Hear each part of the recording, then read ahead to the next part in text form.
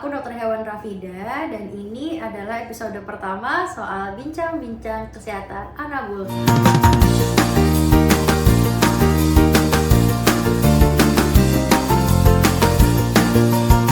Topik yang akan kita bawakan hari ini adalah steril untuk kucing.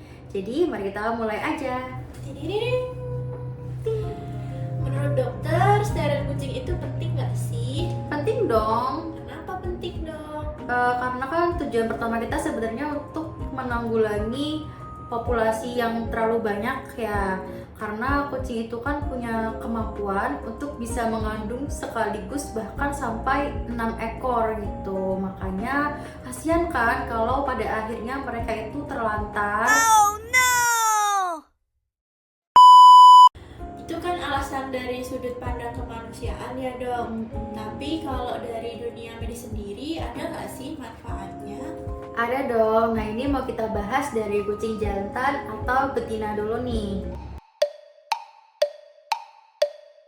Jangan dulu deh dok.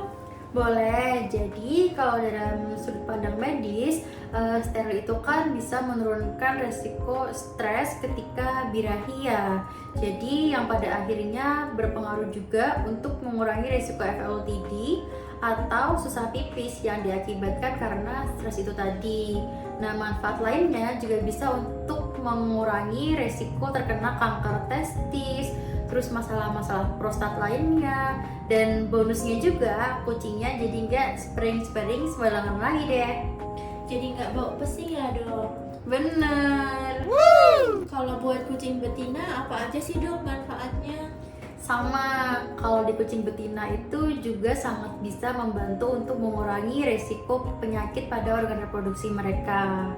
Nah, kalau di kucing betina itu kan yang paling banget kita sering temuin adalah geometra ya, atau radang pada rahim.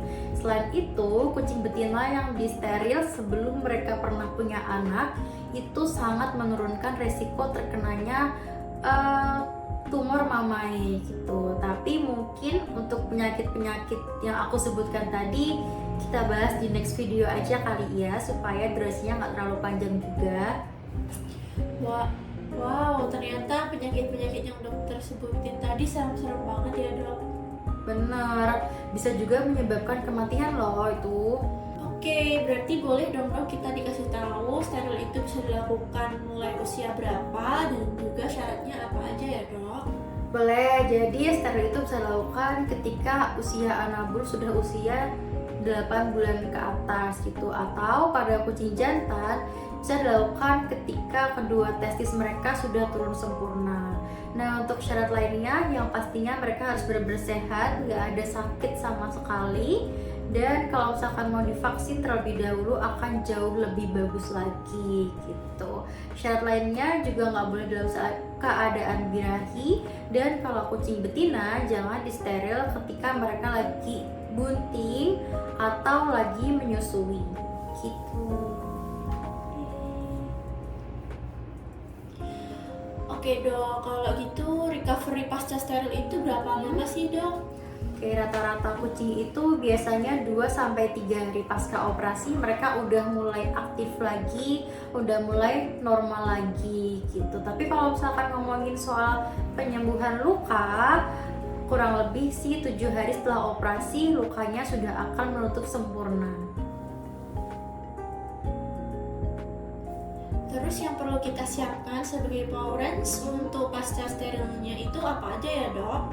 Mungkin yang pertama menyiapkan kandang untuk mereka beristirahat ya, dan untuk sementara waktu jangan pakai pasir dulu tapi diganti aja dengan underpad. Oke, tapi kalau case-nya kita nggak punya kandang gimana dok? Ya kalau gitu bisa disiapkan ruangan khusus aja, karena kan tujuan mereka dikandangin supaya mereka nggak terlalu banyak pergerakan dulu ya untuk sementara waktu. Terus buat pasirnya mungkin bisa diganti dengan potongan-potongan kertas kecil-kecil gitu, ditaruh di litter box sebagai ganti pasirnya itu tadi. Kira-kira tahu nggak alasannya kenapa? Biar nggak kontaminasi debu pasirnya ya dok? Bener banget.